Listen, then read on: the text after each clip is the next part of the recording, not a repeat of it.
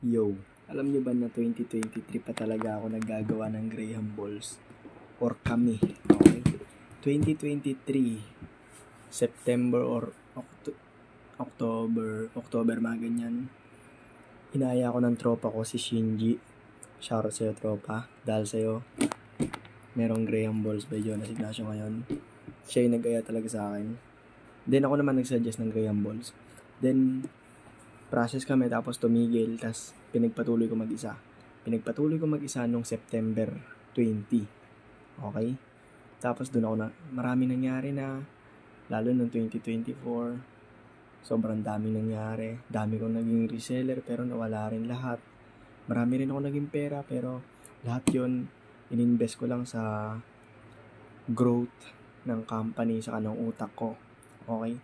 So basically, ang tagal na pala ng Graham Balls, by Jonas Ignacio, nasa years na rin, magto 2 years na. Pero ito pa lang yung nararating. Pero siguro yung iba, tingin nila mababa pa yung nararating ng Graham Balls by Jonas Ignacio. Okay, pero sa akin, kasi ako'y nakakaalam ng journey. Alam ko na sobrang layo na. Okay? Dati kasi, sobrang daming problema ng Graham Balls. Kung alam nyo lang na lahat na solve na dito. Okay?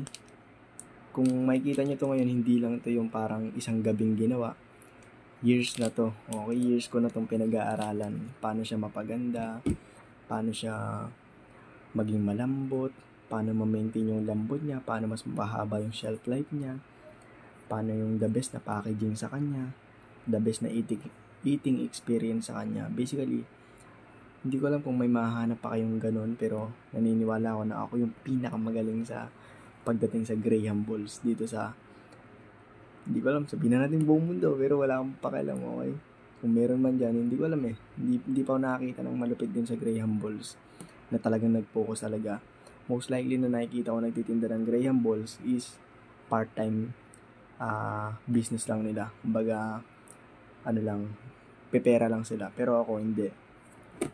Talagang gusto kong i-build tong brand na to, company na to, para dito sa Graham Balls. Kasi nga, malakas yung Graham Balls. Favorite natin siya. Pero walang isang brand ng Graham Balls na nagtitake ng malaking market.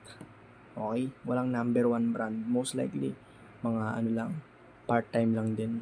Gets nyo? So ngayon ako, ang goal ko talaga, maging number 1 brand na siya. Yung iti-take over niya yung napakalaking market. Yun yung goal. Tapos, kung alam nyo lang na napakalayo na nito, dati matigas pa to, dati ang dami, iba-iba, basta ang dami nang nangyari, ang daming ingredients na nagamit. Dati hindi pa siya, dati sobrang tamis niya, dati sobrang tigas, ngayon malambot na siya, guys. Tapos hindi na siya tumitigas talaga actually. Hindi na siya tumitigas. Actually, yung texture niya mas matagal pang magbago kaysa sa expiration date niya, okay? Problema ko ngayon yung expiration date kasi inaabot lang niya is mga 10 days pataas, dun na nagsisimulang magkaroon ng amag. Pero sa 10 na yun, hindi pa siya tumitigas, malambot pa rin siya. Okay, yun yung achievement. Kasi dati 1 to 2 days lang matigas na. Kung titingnan nyo lang, halos yung ibang nag-Graham Balls din, lalo pag nagsisimula, 1 to 2 days lang tumitigas na yung Graham Balls nila. Pero sa akin hindi. Okay, hindi to tumitigas, malambot pa rin siya. Tapos yung packaging niya rin, ayos na rin. Ayun. Pero i-improve pa natin to kasi nakukulangan pa ako dyan. Okay? Tapos, siguro nagtataka kayo kasi ilang taon na rin yung business ko.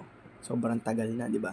Pero bakit hindi pa rin ganun ka-successful? Sabi nila, 6 months lang daw successful na yung business. Pero ang totoo, magsa-successful lang yung business ng 6 months kung yung nagmamanage na tao dun is fully developed na.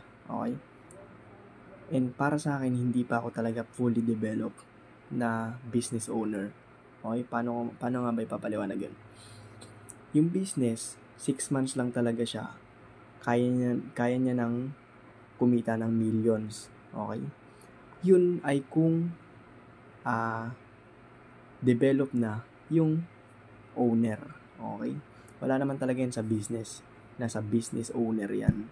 Sa nag-handle.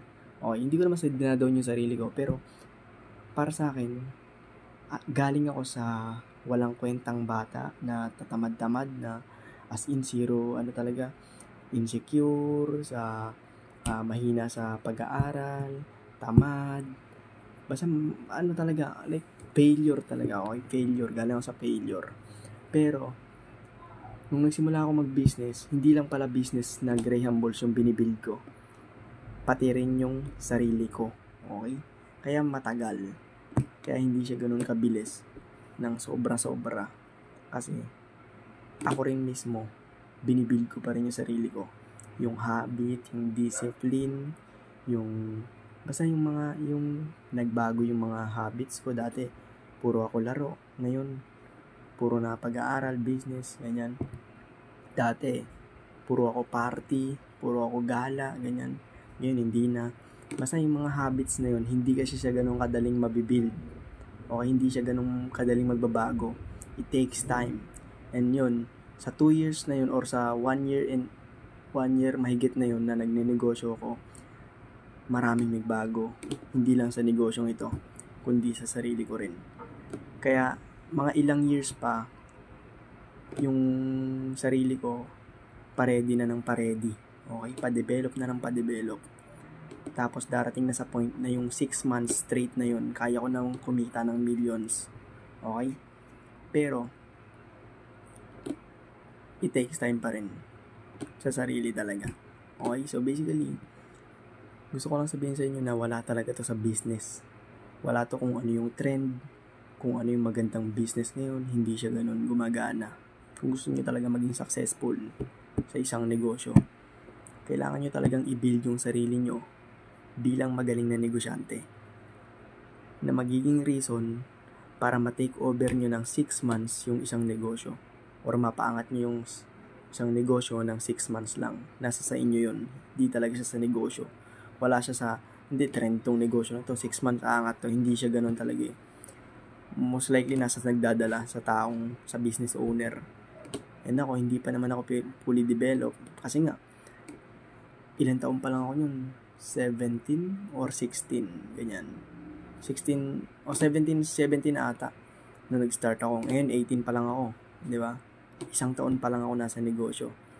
And from failure na bata, from tatamad-tamad, ang daming basta ang daming habits na nagbago. Ang daming mindset na nagbago. So basically, hindi lang pala yung negosyo yung binili ko, pati sarili ko. And sa nakikita ko, malapit na ako mag-develop, malapit nang ma-pull. Okay, malapit nang ma-pull yung sarili ko to the point na kaya ko nang pagsaksi tong business ko na to. Kasi nga, na-build ko na rin yung sarili ko. And hindi pa man siya sobrang 100% fully developed, pero sobrang layo na nang nangyayari. Okay, sobrang layo na talaga. Ito lang, bigyan ko ng trivia. Dati, kapag inuutusan ako or gumagawa ko ng mga bagay na kailangan kong gawin, tinatamad talaga ako. Hindi ako masaya. Mas gusto ko yung nakahiga. Mas gusto ko magse-cellphone. Pero, kapag ngayon, sa panahon ko ngayon, ito sa sarili ko ngayon, kapag ako nag-cellphone, kapag ako nahiga lang, kapag ako walang ginawa, nangihinayang ako. Para akong nagigilty. Okay? Dahil yon sa nakasanayan na ng utak ko na puro trabaho, puro business. Yung habit ba, yung conscious mind ko, hinahanap na yung work. Gets nyo? Hinahanap na yung growth. Hinahanap na yung business. Gets nyo? Kumbaga nakabuild na ako ng ganong mentality na yung utak ko hindi na masaya sa mga walang kwentang bagay. Pag gumawa ako ng walang kwentang bagay, nagigilty ako, nangihinayang ako, naiinis ako. Pero pag gumawa ako ng